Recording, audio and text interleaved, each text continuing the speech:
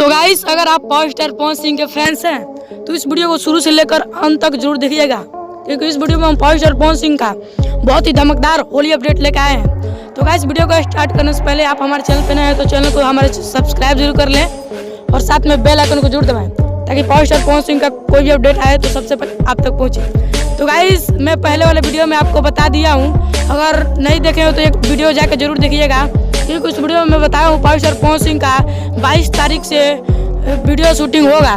जी guys, और आज मैं बताने वाला हूँ पावर स्टार पवन सिंह का कौन कौन वीडियो शूटिंग होगा।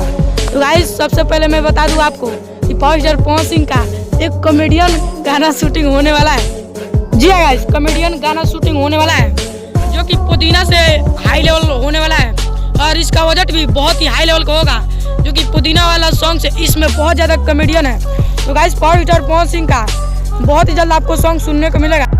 जी guys, power star Pawan Singh ने खुद कहा है कि मैं एक कॉमेडियन सॉन्ग लेकर आ रहा हूँ, जो कि बहुत ही धमकदार कॉमेडियन सॉन्ग होगा और ये सॉन्ग होली का सॉन्ग होगा। जी गाइस, हमारे पावर स्टार पवन सिंह का दूसरा अपडेट बताए हैं कि हमारा गाना 5 से 6 गाना होने वाला है।